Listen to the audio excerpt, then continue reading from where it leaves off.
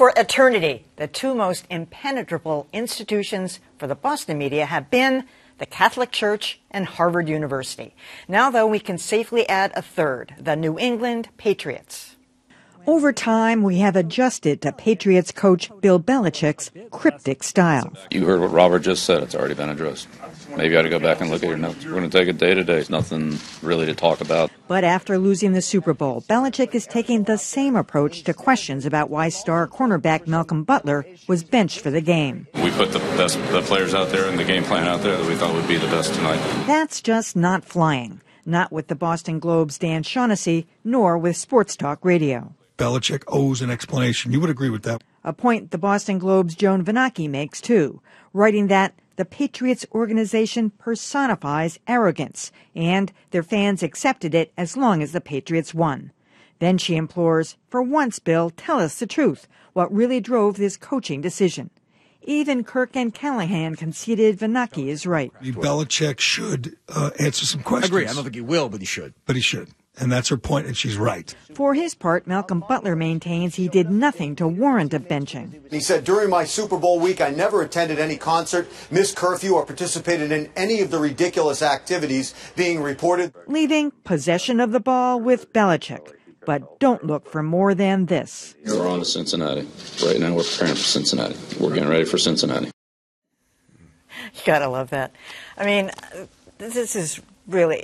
One of the things that I've thought for a long time is that maybe we really need to mix it up and get more news reporters into the sports arena, because sports reporters have always had this kind of conflict about access. You know, they need it and they don't want to mess these people. I mean, Ron Borges has had a very rough relationship with, because he's been very tough on Bill Belichick. But, you know, I think everybody agrees we deserve some answers. And frankly, it appears as though Belichick is lying about his reasons. He didn't do it for the betterment of the team. Yeah, but I'm sort of annoyed by the fact that some reporters and these talk show folks are now saying, oh, he needs to step up and answer, when they've been playing this game all along, right? Bill Belichick didn't just wake up and decide to be like this. And again, we say the fans are okay with it as long as they're winning, but now they're not. The same thing with the people who cover the Patriots. They're okay with it as long as they're winning.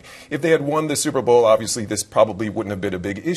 But nonetheless, you know, when you lose, then they're getting annoyed and saying that he needs to open up. You're right. You need to have news reporters or sports reporters need to go in there, and they should press him every single day. And if you're not going to press him, and if you're going to give him a pass on a regular basis, then you can't be complaining now when he decides not to give you an answer. I was just checking. I just got a text from Bill Belichick. Oh, yeah, right, yeah. Explaining the Malcolm Butler mention. No. I mean, on one hand, the New England Patriots is an institution, but it's also a private corporation. It is not a body of government. There's a certain degree to which if they don't want to tell us, they don't have to tell us. The impact of that will be in the marketplace. The NFL gets federal money. If fans get turned off, then that's fine. I think it's absolutely the job of the media to push as much as they possibly can for disclosure of these sorts of things. But I also understand that that's our desire. We want to know.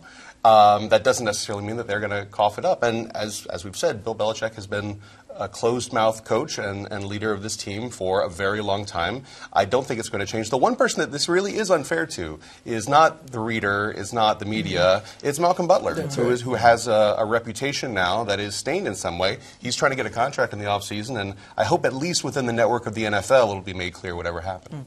Coach's decision. On to Cincinnati. Yeah, on to Cincinnati.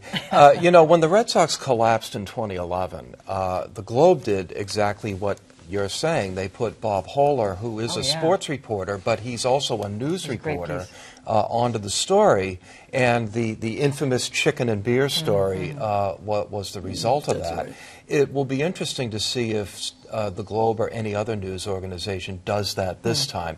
This isn't nearly as big a story as chicken and beer, I don't think. But it's still interesting to know. It would be very interesting to know why Malcolm Butler didn't play. You can't necessarily say it cost them the game, but their defense was so terrible. And here's a guy who does play defense. It just seemed, you know, they could have used him. In that little vendor thing down by the government center, there is a sports vendorship, and there's a a poster of Bill Belichick, and it has one picture of him across like 36, just one, 36 pictures of Bill Belichick. Excited, hopeful, anxious, loving, same picture. Yeah. And I just cracked up when I saw it because there is no difference in the expression. What's an ad for? It just says, that's Bill Belichick. Yeah. I don't care about this team, as you well know, but I think that it's really important to, give an answer here. And I think Joan Vanaki really put her finger on it. When you have accepted arrogance, he doesn't see you fans down way at the end of the mountain, you little tiny people. He does not care what you think. He's not going to answer. So the only thing that Malcolm Butler can do for himself is, if you got some documentation, Malcolm, some news reporters would like to see it. Yeah, maybe a doctor's note on why he missed that flight. Yeah.